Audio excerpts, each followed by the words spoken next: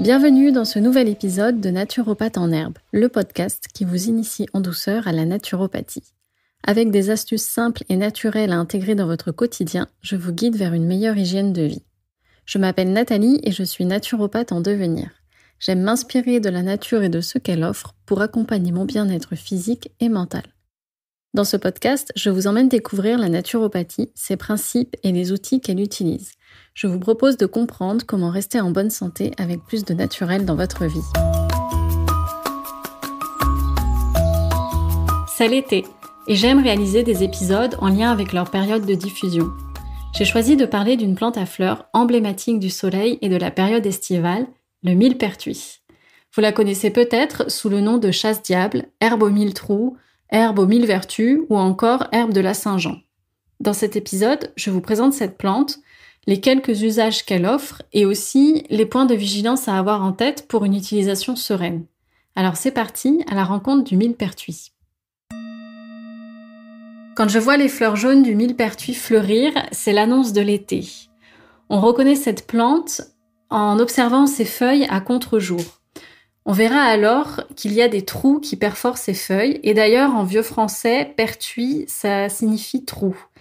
Ce ne sont pas des trous débouchants, en fait ce sont des réservoirs d'huile essentielle de la plante qui sont translucides. Le millepertuis se récolte de juin à août, donc sur la période estivale, vraiment quand le soleil est le plus présent. On va le trouver sur le bord des chemins, dans les fossés, sur les sols secs. J'en vois souvent sur les bords de route ou sur les bords de parking, en fait sur les terrains dits ingrats. Le millepertuis, c'est une plante qui pousse en touffe et les tiges montent à peu près de 40 à 90 cm.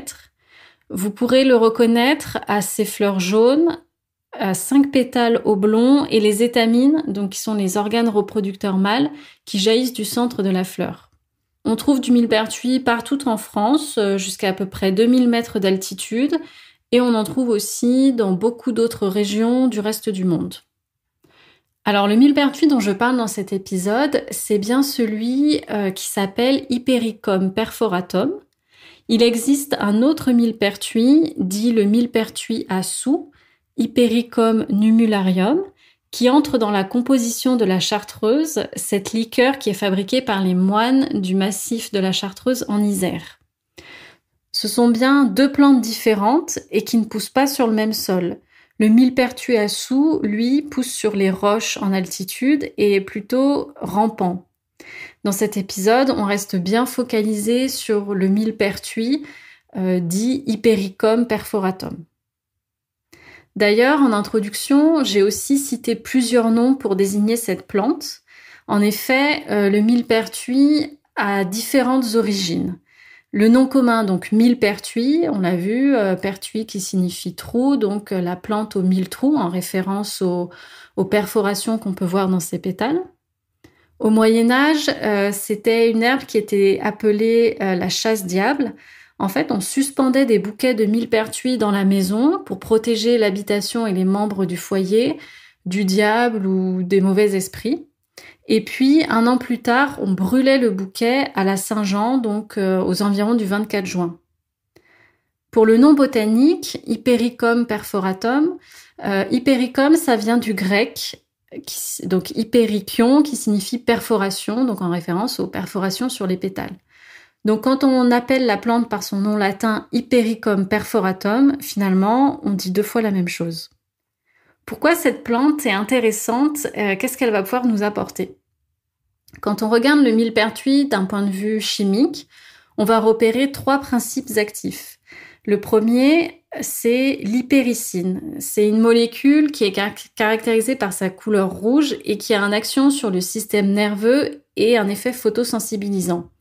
Alors quand je dis caractérisé par la couleur rouge, ça signifie que quand vous cueillez des fleurs de millepertuis et que vous les écrasez dans votre main, enfin même une fleur ça suffit, vous allez voir qu'elle va laisser une trace rouge sur vos doigts. Ça, c'est la preuve qu'il y a de l'hypericine dans le millepertuis. Ensuite, l'effet photosensibilisant signifie que si on applique un produit à base de millepertuis sur notre peau et qu'on expose cette partie de notre peau au soleil, on pourra voir on pourra avoir des taches qui apparaissent. C'est la sensibilisation à la lumière. Le deuxième principe actif, c'est l'hyperphorine. Ça, ce sont des molécules qui ont aussi une action sur le système nerveux et qui sont impliquées dans des interactions médicamenteuses.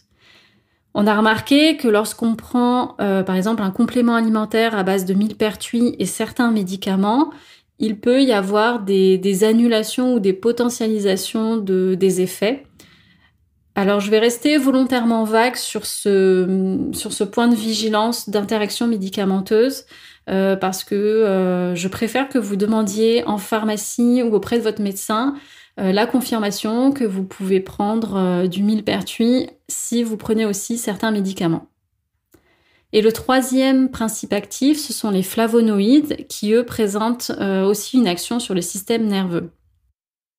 Ce qui fait que la plante est intéressante, c'est l'ensemble de ces principes actifs. Enfin, ce sont ces trois principes actifs, donc l'hypericine, l'hyperphorine et les flavonoïdes, et pas les molécules prises séparément.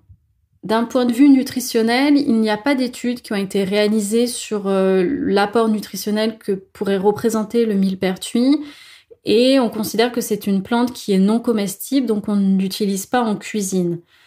Alors, rien n'empêche, par exemple, de décorer un plat ou un gâteau avec des fleurs de millepertuis pour l'esthétique, et ensuite de retirer ces fleurs avant de consommer le plat. On a vu que le millepertuis présente un intérêt pour le système nerveux, et aussi le millepertuis, c'est une plante qui a des propriétés cicatrisantes pour la peau. Alors, on va voir 3 utilisations qu'on peut faire en cosmétique avec le millepertuis. La première, donc, c'est de reconnaître la plante. Donc, pour ça, vous pouvez vous aider soit d'une application sur téléphone mobile, soit d'une flore, donc qui est un livre qui va vous aider à repérer les caractéristiques d'une plante et à valider s'il s'agit bien du millepertuis. Vous cueillez les fleurs et ensuite vous les pressez entre vos doigts donc pour faire sortir l'hypericine. Et puis vous en profitez aussi pour cueillir un pétale et le regarder à contre-jour pour valider votre cueillette. La deuxième chose à réaliser, c'est un macérat huileux. Vous récoltez une bonne poignée de fleurs que vous faites sécher pendant 2-3 jours. Vous allez voir que les fleurs vont se rétracter parce qu'elles vont perdre beaucoup d'eau. Et puis, vous immergez les fleurs séchées dans une huile végétale de votre choix, par exemple de l'huile d'olive que vous avez en cuisine. Vous refermez le bocal et vous laissez macérer 3 semaines. Vous filtrez la préparation, vous pressez aussi pour récupérer un maximum d'huile végétale et vous verrez qu'à ce moment-là, vous obtiendrez de l'huile rouge parce qu'en pressant, vous allez extraire l'hypericine des fleurs. Et donc, vous obtenez votre macérat de millepertuis que vous pouvez utiliser, par exemple, sur un coup de soleil pour apaiser la brûlure. Pour ma part, je crée mon macérat huileux chaque année et je l'applique les soirs après exposition au soleil pour nourrir ma peau et aussi, s'il y a besoin, pour soulager un coup de soleil. Enfin, troisième chose, bien que la plante ne soit non comestible, vous pouvez réaliser une infusion de fleurs de millepertuis en cas de léger coup de blues, ça vous remontera un peu le moral. Avant de clôturer cet épisode, j'aimerais revenir sur les 3 points à retenir de cet épisode. Tout d'abord, à l'heure de sa diffusion, c'est la pleine saison du millepertuis, donc c'est le moment de le récolter. Je vous encourage à en cueillir, à presser donc les fleurs dans votre main et à réaliser votre macérat ou votre infusion. Même en petite quantité, c'est juste pour l'expérience. Ensuite, souvenez-vous qu'il y a quelques contre-indications pour utiliser le macérat huileux de millepertuis et vérifiez avec votre médecin ou en pharmacie les interactions médicamenteuses.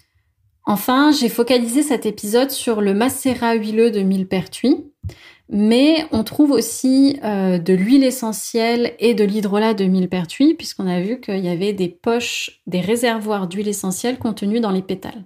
Voilà, alors lors de votre prochaine sortie en nature ou aux abords d'un parking, eh bien ouvrez l'œil et vous verrez peut-être du millepertuis prêt à cueillir.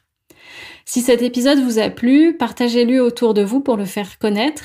Et en attendant le prochain épisode, retrouvez-moi sur mon compte Instagram naturopathe.en.herbe pour suivre mes aventures. À bientôt!